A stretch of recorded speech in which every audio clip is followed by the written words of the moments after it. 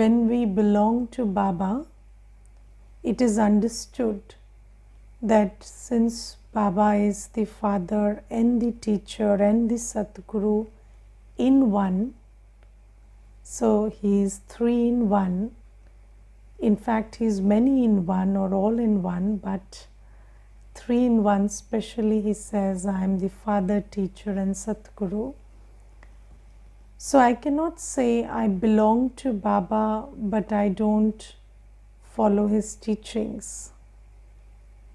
Yes, so the father is the same as the teacher. So when we belong to Baba, there is a very subtle and unwritten contract that we have to follow Baba's teachings. We have to imbibe Baba's teachings. And Baba says that a child has yoga with the father. Yes, so when you are a child, do you remember you have only yoga with your parent? Yes, you don't know anybody other than your parent. And your world is your parent, and you have yoga with only your parent. And I have seen children, very little children, they would come on a visit somewhere with their parents, and even if a child gets, something to play with, and he gets really busy playing with it, and you feel like, he has forgotten the parent.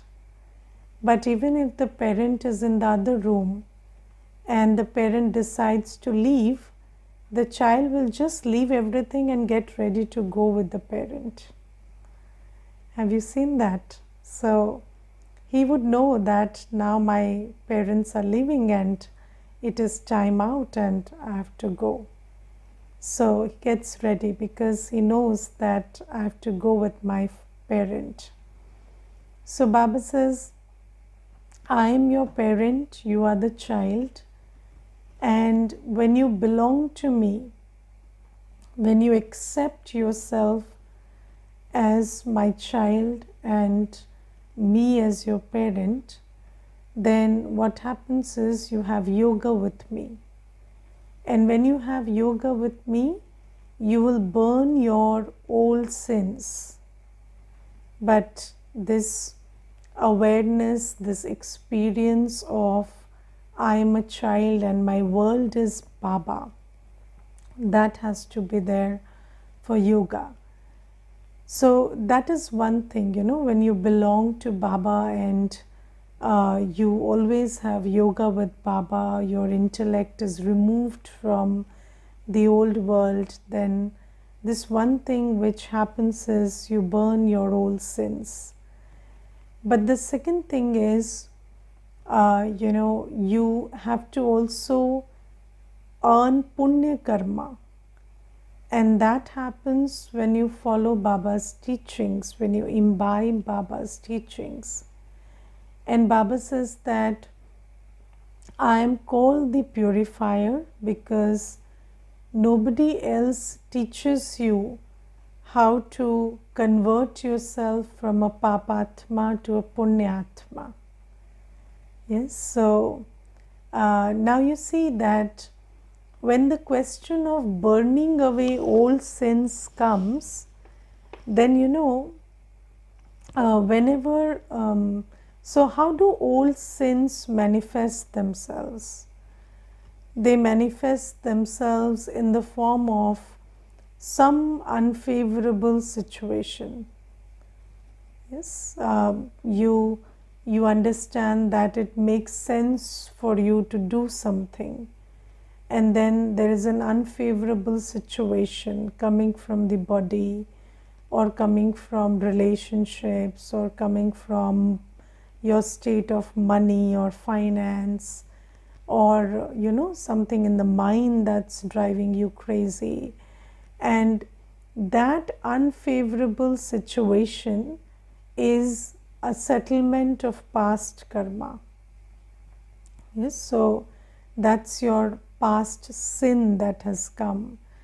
And more so, when you understand that according to Srimad, what is the right thing to do, and when you start following Srimad, then something from the past karma will come, and it will come and present itself. Yes. Now, why does Baba say that if you have Buddhi Yoga with me, then you will be able to burn your past sins?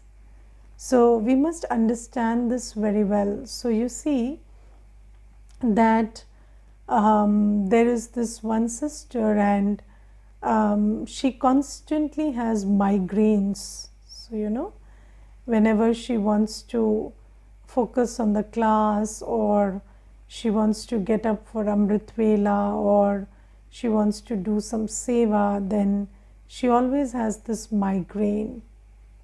And the thing is, the migraine is in the head, it's in the body. Now, what makes it worse is your attachment to the body. So, whenever there is a past karmic settlement coming up, then you get caught up in that karmic settlement because there is attachment to the body. And wherever there is attachment, if the karmic settlement is coming through the body and you have attachment in the body, then what will happen is you will start having thoughts of fear and worry, and what if this happens and that happens, and then that will stop you from doing the karma you need to do. Yes, so that becomes an obstacle. Now, when does something become an obstacle? When the means through which that karmic settlement is coming, you are attached to that. So, if there is a relationship which is posing a lot of challenge, but you are very attached to that relationship, then it becomes a problem. Yes, but otherwise, what needs to be done when a karmic settlement presents itself? So, you keep making effort until the settlement goes away. So, if you're not attached to the body, even if there is a migraine, so, you just get up and you sit in Baba's remembrance. And even if the head is throbbing, anyways the head will throb. So, you take a medicine or whatever you do for that headache, but what you do is, if you're not attached to the body and you have good Buddhi Yoga with Baba, then what will happen is you will just get up in the morning and sit in Baba's remembrance, and you will not think too much about the body. Although the pain is there, you will not suffer too much because of the body, and just like you endure it in any other manner, here you endure it in Baba's remembrance. And when you do that, the migraine also starts giving way to Baba's remembrance. And I remember there was this experience that one very senior sister in the yajna was sharing, and she said that that I used to have these migraines, and when I started following Srimad and I stopped having Buddhi Yoga with the body, and I just started doing whatever Baba says in remembrance, in love of Baba, then slowly the migraine also went away. So, whenever something comes up for settlement, if you are attached to that medium through which it is coming, then you will intensify the settlement. Yes, so so let me give you another example. So, there's this brother, and he is on a posting which is, he is posted in Delhi and his native is somewhere else in the country, and his children are growing up, so they are in college, and he's very attached to his children, so he wants to stay in his native place so that he can, help his children study and help them in other matters. But now he's posted in Delhi, and every day, he would ask me, Didi, do you think, please ask Baba and let me know when will my transfer happen. So, I told him yesterday only, we were having this conversation, and I told him, if you desire it, you will prolong it. Yes, so, if you are attached to your idea of something, if you think that, this is necessary, this is important, I can't live without it, or I want it, then what happens is you are intensifying the karmic settlement. So I told him, just stay in Baba's remembrance, just live your life in peace and happiness, and wherever you are,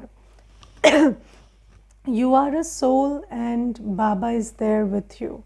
So don't worry about, you want this, you want that. And when the right time is there, you will go there. When they need you, you will go there. If it's not, if the destiny is not asking you to go there now, they don't need you right now. When they'll need you, you will be there. Don't worry. But you have to stop thinking about it, because when you are attached to a certain idea, when you are attached to the body, when you are attached to some relationship, when you are attached to your certain idea of how much money you should have, and then you think that I don't have enough, then what happens is you are giving all your energy to it and intensifying the karmic account, and also suffering a lot because of it. And Maya wants you to suffer, because when you suffer, then all your attention is removed from the journey that Baba wants you to make. So Baba says that when you have buddhi yoga with me, when you become my child and your yoga is removed from the body, from the outside world, from every other idea that you are carrying, then the karmic account gets settled. Yes, so this is very important to understand, and until you care for it, it will make you dance to its tune. So you have to withdraw your yoga from the karmic account. And Baba says, when you belong to me, I am your world and you are my child, and you live your life like that, then karmic settlements come and they serve their time and they leave, and while they stay, you don't suffer too much. There is pain, there is crisis, but there is no suffering. So pain will be there, but there will be no suffering, because suffering happens because of attachment. Pain happens because of the karmic settlement. So Baba says that when you have yoga with me, you will settle your accounts. And then Baba says that you will earn punya karma when you follow my directions, when you imbibe my teachings. Now you see that we had no idea about what is sin and what is punya. So before I use this word punya because in English Murli it is translated as charitable actions, but I don't like that word because that's not a very good translation, and of course there's no better word because there is no concept of punya in the English language, right? So so there is pap and there is punya, and you see, it is so interesting that for pap there is a word, but for punya there is no word in English, because punya is a very Sangam Yugi concept. So, and in the world, people only know Dan Punya, which is charity. So, you know, people know that when you donate something, that's charity and that's punya. But we in India know that punya is a much bigger word than Dan Punya. So, you know, Dan Punya is okay. You donate something, donate your time or your wealth or something, but that is not totally punya, because today Baba also says that when you do dan punya, you will get some temporary result, right? So you know, when in bhakti you donate to the poor, or you donate to the unwell or unhealthy, or you donate to somebody who is suffering financially, or you donate in the name of God in the temple, then that gives you some kind of temporary happiness. But what Baba is talking about is punya ka khata, and when we create this punya karma, we shift to a world of happiness. So Baba teaches us punya karma, which is a very novel, very Sangam Yugi concept, and when we learn this punya karma, then we shift to the world of punya, because we become a punyatma. So that's what Baba is teaching us. And what is the punya karma that Baba teaches? So the most important punya karma is be pure. So Baba says that everybody wants to go to the soul world, and everybody wants to go to Krishna Puri, and anyways you don't want to live in a world of sorrow, you want to go to a world of happiness, but nobody knows the route, nobody knows the way. And do you take a rocket or a plane or a train to Paramdham, or you take a rocket or a plane or train to Satyug? So can you go there by, you know, climbing onto a rocket or a plane? Can you do that?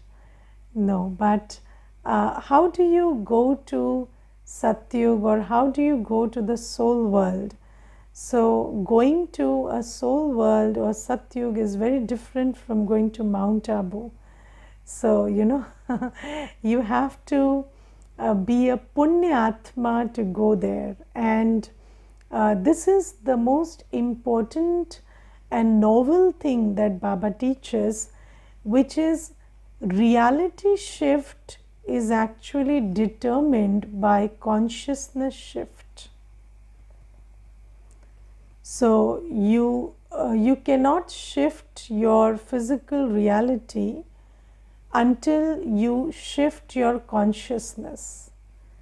So, you know, we have heard these stories about people moving from Delhi to Ahmedabad, or to South India, or to, you know, East India, or wherever.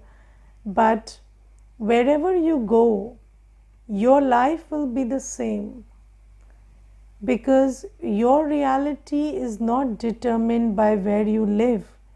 Your reality is a byproduct of who you are. And when you are the same, you will attract the same circumstances even in the new place. So this is something that we need to understand. And Baba teaches us that, you know, people are trying to run away to the moon. So I remember there was this one person, and he was talking about all technology and I don't know what stuff with me one day. And I don't understand most of that stuff, but when somebody says something, you have to listen. And then he said, that some particular country will be the first to go to the moon, and then the second one will be this, and then the third one will be us Indians. And he was just saying, that we will be going to the moon in this order, and he had his own theory. So I told him, but even when you go to the moon, you will be a Chinese and a Russian and an Indian. So where does the problem get solved? So I told him, you see, while you talk, what I can hear is, even when you go to the moon and you are just, 5 people from Russia, or 10 people from the US, or 2 souls from China, or maybe another 7 or 8 from India, still you will be a Russian and an American and an Indian and a Chinese, and what will you do there? You will fight there. So what is the point going on the moon and fighting? You as well fight here, it's okay. So he was saying, but so I said, you see, even if you go to the moon, it's not going to do any good to you. So Baba says that everybody wants a reality shift, but what we don't understand is reality shift doesn't happen by climbing a rocket or creating a rocket or going to space or going to the moon or going to some other country. No, your reality is determined by your state of consciousness. And Baba says, this is why I teach you punya karma. I teach you how to be pure, how to shift your consciousness, your attitude, your actions, everything, so that you create a different account of karma. So first thing that Baba comes and teaches us is, you are not a monkey reincarnated, you are a pure soul. Yes, so you are not an evolved monkey, you are a pure soul. So the first thing that Baba comes and shifts is, you are not an animal evolved into a human, you are a divine soul full of purity and love and peace and joy in your heart. So this first shift that Baba gives us about who am I is the first punya karma that Baba teaches us. Because when you think about the self, so thoughts are karma, and when you think about the self, that is the first karma you do. And when you think about yourself as ordinary or maybe vicious or having ego and lust as your original sanskar, then what you're doing is you're creating pap. Because with that consciousness, you can never create good karma or a good reality for yourself. Because you do as you are. So when you think about yourself as a vicious, sinful entity, you think about yourself as somebody with animal instincts, how can you do good actions? That's not possible. So the first thing that Baba teaches us is how to think about yourself, how to see yourself. And I think, when I came to Baba, this is the thing that amazed me the most, that nobody ever talked to you like that. Nobody said you are a soul and you are a pure, peaceful, loveful, blissful, powerful soul. Nobody said that, and we never thought about ourselves like that. And the first step to punya karma is imbibing Baba's teaching about who you are. And I think, when Baba says that I teach you Punya Karma, and when you imbibe my teachings, you become a Punyatma. This is the first step, that you imbibe what Baba says about you, that you are God's child, that you are a child of the ocean of virtues and powers. And then when you think about others, or you create feelings about others based on body consciousness, based on how they look, how they talk, how they behave, how they dress, then that is also pap karma.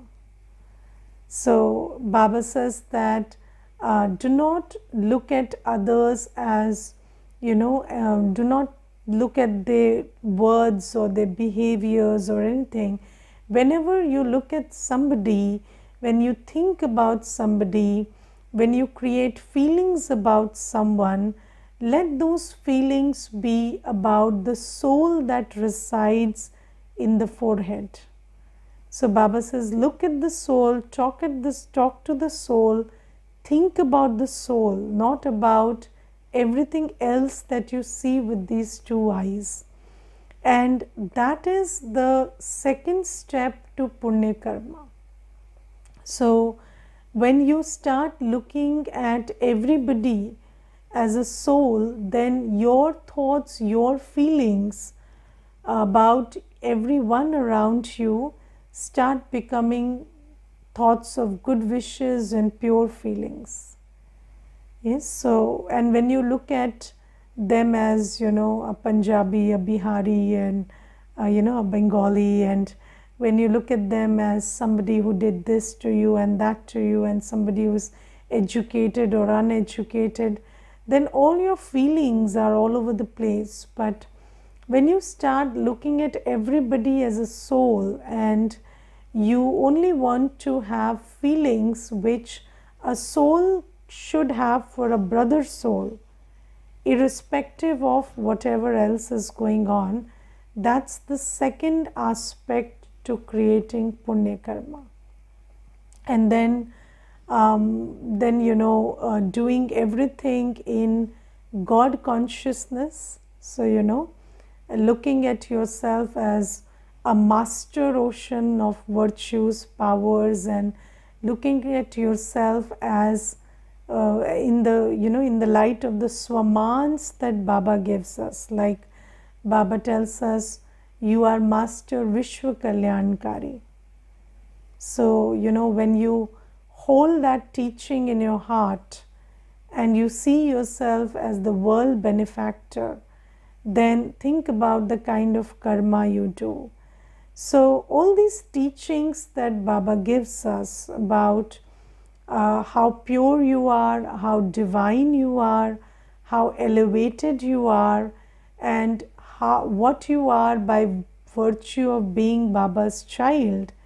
And when that sits in your buddhi and you start doing karma according to that swaman of yours, then you create Punya Karma.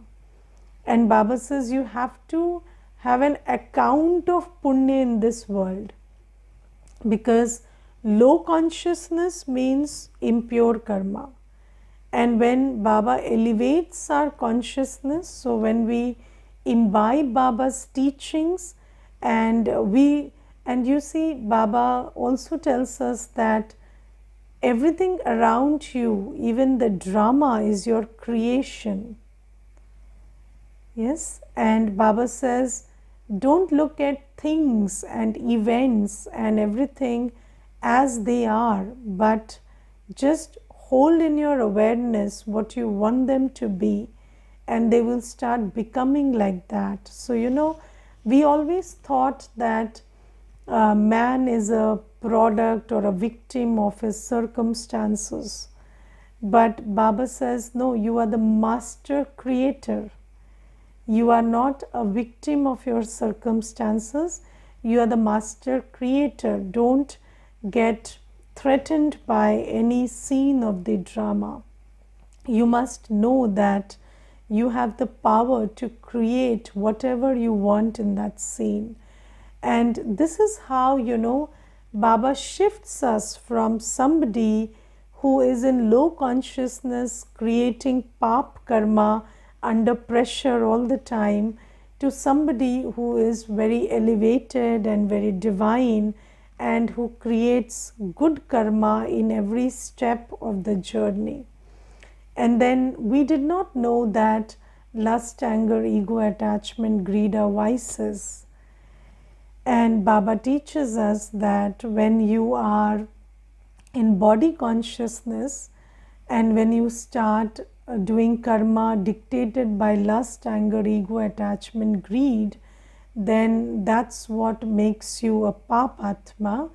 And here Baba tells us that lust, anger, ego, attachment, greed is not your quality, it's Ravan's treasures, and your quality is purity, peace, love, joy.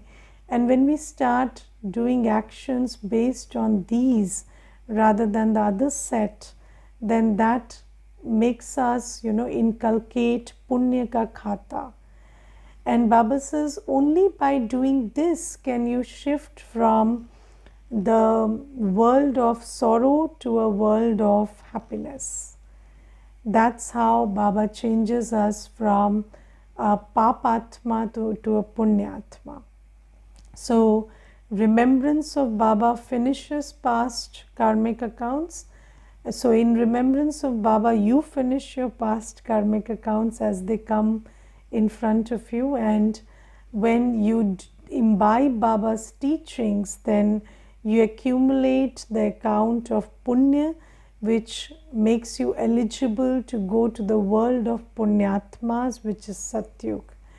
So this is something that Baba tells, and today Baba gives us a very good warning that, children even develop doubt in the most beloved father. So you see, Baba is the most beloved. Baba is the one who changes us from a coal to a diamond. Baba is the one who changes us from an impure to a pure soul, from somebody who has wasted all his fortune to the most fortunate one. And children develop doubt in Baba also. Yes, and Baba says, how does that happen? And you see that Baba is so obvious, right? So when you come to Baba, you can, so the soul knows that, this is Baba and this is the one who is only good for me. Nothing, there's nothing, no problem in this. And this is why we come running to Baba, because we recognize that this is Baba. But then what happens is, Baba says that you start listening to others and you start getting influenced by their company. And I always remember this quotation by J. Krishnamurti, and it's a very good quotation. And he said that, even the most intellectual person on earth is influenced by propaganda. And this is a very powerful thing to know, because a human mind, even if you are very you're very intellectual, very wise also, maybe not wise, because in the world when J. Krishnamurti is talking, he doesn't know how many people are wise, but even the most intellectual people, they fall into the trap of propaganda. And I have seen that, in this world which is riddled with strife and jealousy and this competition and this urge to pull everyone down, the easiest method is to defame somebody and speak ill about somebody. And in this, especially, in this day and age of social media, so it has become very easy, to spill dirt on anybody's name and talk ill of anybody, and also create stuff which kind of manipulates somebody into thinking that this person is bad or this thing is bad. And Baba says that, it is very important to that you grow wise. And even if you are an intellectual in the world, you cannot save yourself from the influence of propaganda. But if you're wise enough, you will know that, when you have felt something which is true, you hold on to it. So, truth, honesty, there is no, there is no certificate about truth and honesty. And Baba says that you need to grow wise enough to not listen to, first is don't listen to rubbish.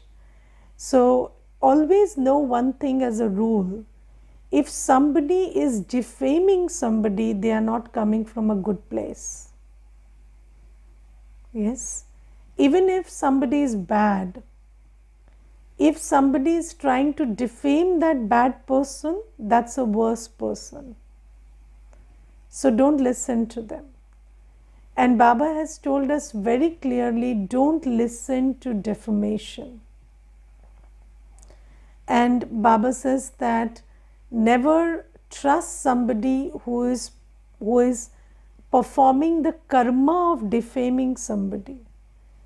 So, when somebody stoops down to this standard that they start dirtying somebody's name, then you must understand that that's not a person you trust. Because if a person is noble and trustworthy, they wouldn't defame anybody. So this act of defamation is always done by the downtrodden. So Baba says that don't listen to such stuff.